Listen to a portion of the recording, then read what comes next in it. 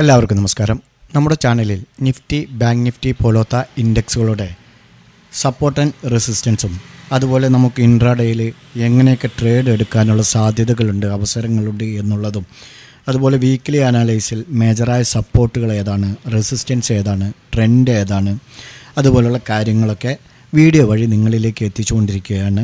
അതിൻ്റെ അടിസ്ഥാനത്തിൽ പോയ ആഴ്ച നമ്മൾ വീഡിയോയിൽ പറഞ്ഞത് എന്താണ്, കഴിഞ്ഞ ഞായറാഴ്ച വീക്കിലി അനലൈസ് വീഡിയോയിൽ നമ്മൾ എന്താണ് പറഞ്ഞത്, ഈ ആഴ്ച ഇനി എന്തൊക്കെയാണ് മാർക്കറ്റിൽ സംഭവിക്കാൻ പോകുന്നത്, വരുന്ന ദിവസങ്ങളിൽ മേജറായ സപ്പോർട്ട് ആൻഡ് റെസിസ്റ്റൻസ് ഏതൊക്കെയാണെന്ന് നമുക്ക് ഈ വീഡിയോ വഴി നോക്കാം. കഴിഞ്ഞ ആഴ്ച പറഞ്ഞു വീഡിയോയിൽ ഇവിടെ ഒരു റെഡ് ക്യാൻഡിൽ ഫോമായിട്ടുണ്ട്, വീക്ക്ലി അനലൈസിൽ റെഡ് ക്യാൻഡിൽ ഫോമായിട്ടുണ്ട്. മാത്രമല്ല 25,000 എന്നുള്ള ഒരു ലെവലിൽ നിന്ന് താഴെ ഒരു റിവേഴ്സൽ പാറ്റേൺ പോലെയാണ് തോന്നിപ്പിക്കുന്നത്. അതുകൊണ്ട് തന്നെ വരുന്ന ആഴ്ച മാർക്കറ്റ് താഴേക്ക് പോകാനുള്ള സാധ്യത നമ്മൾക്ക് തള്ളിക്കളയാൻ കഴിയില്ല എന്ന് പറഞ്ഞു. അതേപോലെ തന്നെ മാർക്കറ്റ് വളരെ കൃത്യമായി കഴിഞ്ഞ പ്രീവിയസ് ലോയിൽ പോയി സപ്പോർട്ട് എടുത്ത് തിരിച്ച് വീണ്ടും ബുള്ളിഷ് ക്യാൻഡിൽ വെച്ചിരിക്കുകയാണ്. ഇത് റിവേഴ്സൽ പാറ്റേൺ ആണ്. അതുപോലെ തന്നെ ഒരു 3-4 ആഴ്ചയോളം ഉള്ള ലോവിലേക്ക് വന്ന് അവിടെ നിന്നും കറക്റ്റ് 23,900 എന്നുള്ള ലെവലിൽ നിന്നാണ്, നോക്കൂ, 23,900 എന്നുള്ള സപ്പോർട്ട് എടുത്തിട്ടാണ് മാർക്കറ്റ് അതേ വേഗതയിൽ തിരിച്ച് കയറിയിരിക്കുന്നത്. ഇതെല്ലാം ഒരാഴ്ച കൊണ്ടാണ് സംഭവിച്ചിരിക്കുന്നത്. അതുകൊണ്ട് വേഗതയിൽ കയറിയതുകൊണ്ട് തന്നെ ഇതൊരു ബുള്ളിഷ് റിവേഴ്സൽ പാറ്റേൺ തന്നെയാണ്.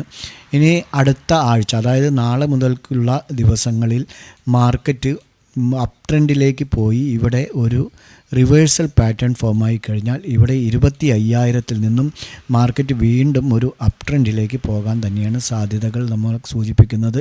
അങ്ങനെ വരുന്ന ദിവസങ്ങളിൽ മാർക്കറ്റ് ഒരു ബുള്ളിഷ് മൂവ്മെൻറ്റിൽ ഒരു അപ് ട്രെൻഡിലേക്ക് പോയി കഴിഞ്ഞാൽ ഏകദേശം പ്രീവിയസ്, അതായത് ആൾ ടൈം ഹൈയിലേക്ക് തന്നെ 25,000 വരെ വന്ന് ക്ലോസ് ചെയ്യാനുള്ള സാധ്യതകളുമുണ്ട്.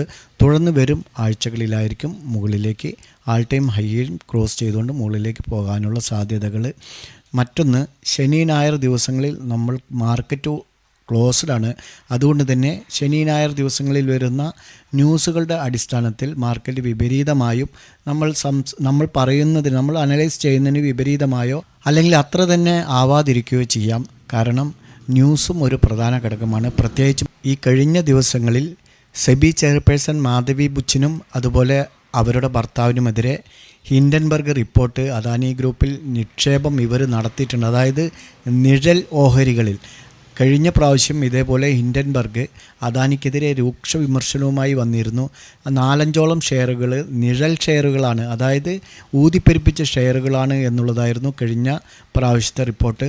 അതിൻ്റെ അടിസ്ഥാനത്തിൽ ആ ന്യൂസിനെ ബേസാക്കി അദാനി ഗ്രൂപ്പ് കോടിക്കണക്കിന് ഉറുപ്പികയുടെ നഷ്ടമാണ് സഹിച്ചത്. പിന്നീട് അത് വളരെയധികം വേഗത്തിൽ തന്നെ റിക്കവർ ചെയ്ത് മുകളിലേക്ക് വരികയായിരുന്നു.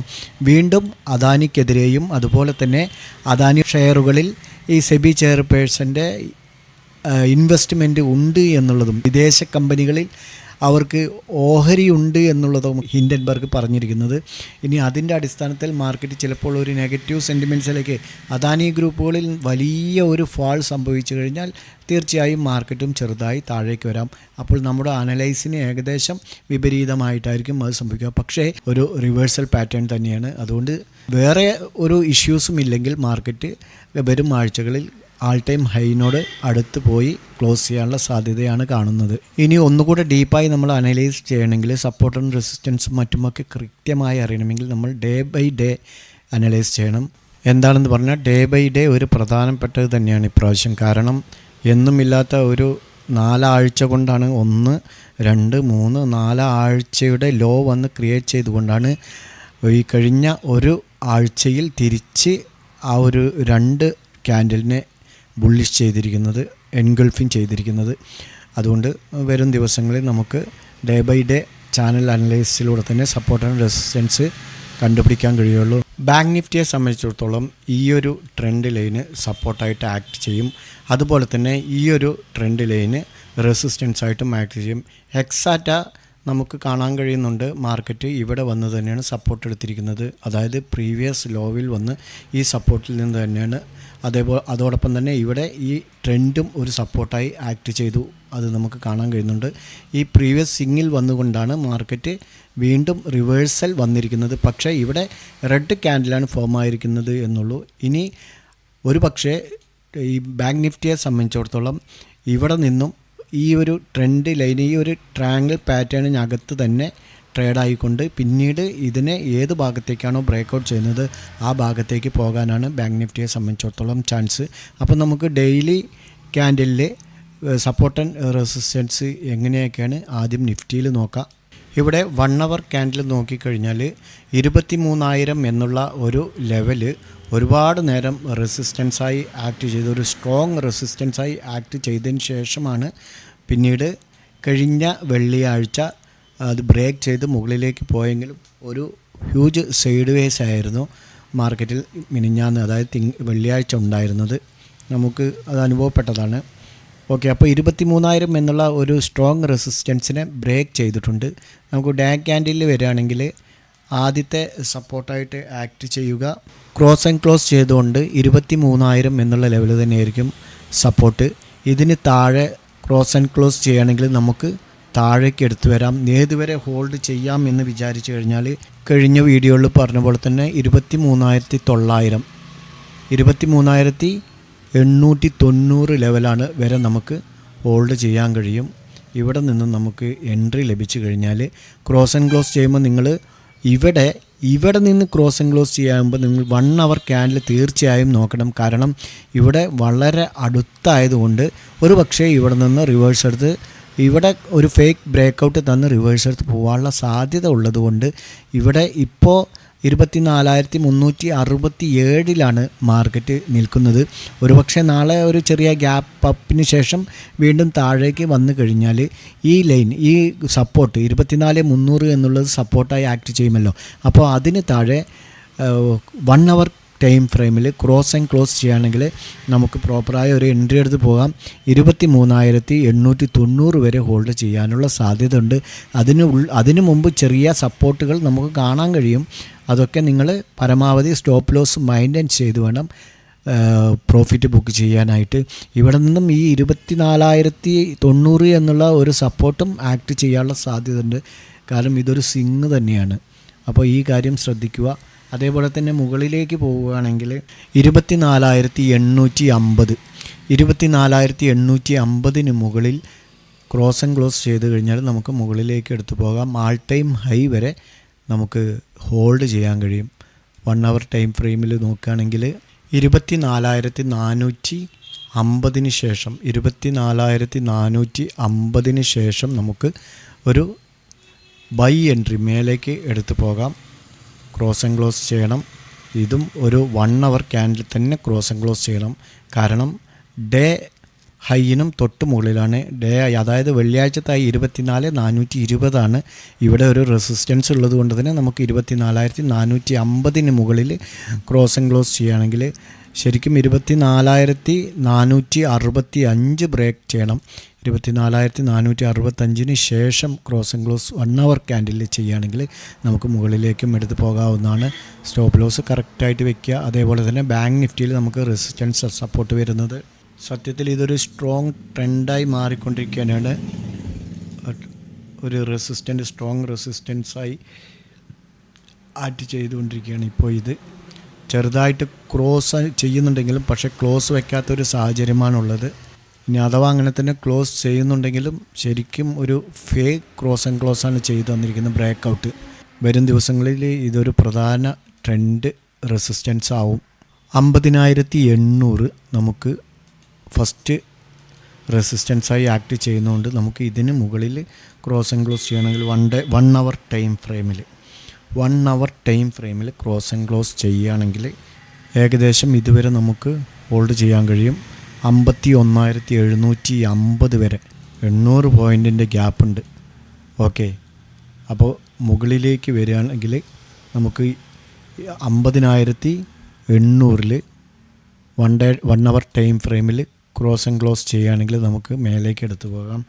ഇനി താഴേക്ക് വരികയാണെങ്കിൽ 49,670 താഴെ വന്നാൽ മാത്രം താഴേക്കും നിങ്ങൾ പുട്ട് സൈഡും എടുത്തു പോകാവുന്നതാണ്. ഇത് 15 മിനിറ്റ് ടൈം ഫ്രെയിം നോക്കിയാലും മതി. 49,670 40 50 താഴെ. ഓക്കെ, അപ്പോൾ ബാങ്ക് നിഫ്റ്റിയിൽ ഇങ്ങനെയാണ്. ഇനി നമുക്ക് ഫിൻ നിഫ്റ്റി 23,220 മുകളിൽ 23,220 മുകളിൽ നമുക്ക് ഒരു അപ്പ് സൈഡിലേക്ക് എടുത്തു പോകാം. 1 അവർ ടൈം ഫ്രെയിമിലാണ് നോക്കേണ്ടത്. അതേപോലെ തന്നെ താഴത്തേക്ക് വരികയാണെങ്കിൽ 15 മിനിറ്റ്സ് നോക്കി കഴിഞ്ഞാൽ മതി. അതെന്താണ് അങ്ങനെ പറയുന്നതെന്ന് ചോദിച്ചു കഴിഞ്ഞാൽ, നമ്മൾ അപ്പ് സൈഡിലേക്ക് പോകുമ്പോൾ ഇവിടെ പെട്ടെന്ന് തന്നെ അത് അച്ചീവ് ചെയ്യാനുള്ള, അതായത് അതിനെ ക്രോസ് ചെയ്യാനുള്ള സാധ്യതകൾ കൂടുതലാണ്. കാരണം ചെറിയ ഗ്യാപ്പാണ്. അതുകൊണ്ട് തന്നെ ഇത് പെട്ടെന്ന് ക്രോസ് ചെയ്തുകൊണ്ട് വീണ്ടും താഴേക്ക് വന്നേക്കാം. അതുകൊണ്ടാണ് 1 അവർ എപ്പോഴും നമ്മൾ വെയിറ്റ് ചെയ്യണമെന്ന് പറയുന്നത്. ഈ കുറച്ച് ഭാഗങ്ങൾ, കുറച്ച് സ്ഥലമാണ് ഉള്ളതുകൊണ്ട് നമുക്കത് ചെയ്യണം. താഴേക്ക് വരികയാണെങ്കിൽ 22,500 താഴെ നമുക്ക് എടുത്തു വരാം. ഇവിടെ ഞാൻ പറഞ്ഞത് മനസ്സിലായി കാണും വിചാരിക്കുന്നു. ഇവിടെ ഗ്യാപ്പ് എന്ന് പറയുന്നത് നോക്കൂ, 87-100 പോയിൻറ്റിൻ്റെ ഉള്ളിലാണ്. അത് സർവ്വസാധാരണമായി സിമ്പിളായിട്ട് അത് ക്രോസ് ചെയ്യും. പക്ഷേ ആ ക്രോസ് ചെയ്ത് 1 അവർ നമ്മൾ നോക്കിയിട്ടില്ലെങ്കിൽ 15 മിനിറ്റിലൊക്കെയാണ് നമ്മൾ നോക്കുന്നതെങ്കിൽ ഒരു പക്ഷേ ഇത് ക്രോസ് ചെയ്തതിന് ശേഷം ക്ലോസ് ആയി ഒരു 10-25 പോയിൻറ്റ് മുകളിലേക്ക്, അല്ലെങ്കിൽ ഒരു 50 പോയിൻ്റൊക്കെ മുകളിലേക്ക് പോയി വീണ്ടും തിരിച്ച് റിവേഴ്സൽ തന്നെ വന്നു കഴിഞ്ഞാൽ നമ്മൾ അതിൽ പെട്ടുപോകും, ട്രാപ്പായി പോകും. അതുകൊണ്ടാണ് 1 അവറിൽ വേണമെന്ന് പറയുന്നത്. അതേസമയം നമുക്ക് താഴേക്ക് വരികയാണെങ്കിൽ 22,500 താഴെ 15 മിനിറ്റ് ടൈം ഫ്രെയിം നോക്കിയാലും മതി. ഓക്കെ, അപ്പോൾ ഫിൻ നിഫ്റ്റിയിൽ നിങ്ങൾ ഇത് നോട്ട് ചെയ്ത് വെച്ചോളൂ. ഇനി മിഡ് ക്യാപ് നിഫ്റ്റിയെ സംബന്ധിച്ചിടത്തോളം ഞാൻ വെള്ളിയാഴ്ച പറഞ്ഞിട്ടുണ്ടായിരുന്നു, നമുക്കൊരു head and shoulder pattern form ആകുന്ന പോലെ തോന്നുന്നുണ്ട് എന്നുള്ളത്. അത് എത്രത്തോളം അത് ക്ലിയർ ആവുമെന്നുള്ളത് നമുക്ക് അറിയില്ല. എന്നിരുന്നാലും ചെറിയൊരു ഡൗൺ ട്രെൻഡിലേക്ക് തന്നെയാണ് വരുന്നത്. അങ്ങനെ അഥവാ ഇനി റിവേഴ്സൽ മുകളിലേക്ക് പോവുകയാണെങ്കിൽ, ഈ 12,765 മുകളിൽ മാത്രമേ എടുത്ത് പോകാൻ പാടുകയുള്ളൂ. 12,765 മുകളിൽ. അതേപോലെ താഴേക്ക് വരികയാണെങ്കിൽ 12,190 താഴെ. ഈ രണ്ടും മിഡ് ക്യാപ് നിഫ്റ്റിയിൽ നിങ്ങൾക്ക് ശ്രദ്ധിക്കാവുന്നതാണ്. നോട്ട് ചെയ്തോളൂ. എപ്പോഴും നിങ്ങൾ സീരിയസ് ആയാണ് മാർക്കറ്റിനെ സമീപിക്കുന്നതെങ്കിൽ ഇത്തരം വീഡിയോകൾ കാണുമ്പോൾ സപ്പോർട്ടും റെസിസ്റ്റൻസൊക്കെ പറയുമ്പോൾ അതൊന്ന് നോട്ട് ചെയ്ത് വെച്ച് പിറ്റേ ദിവസത്തെ മാർക്കറ്റിൽ അത് എന്തെങ്കിലും സംഭവിക്കുന്നുണ്ടോ എന്നുള്ളത് നിങ്ങൾ പരിശോധിക്കണം.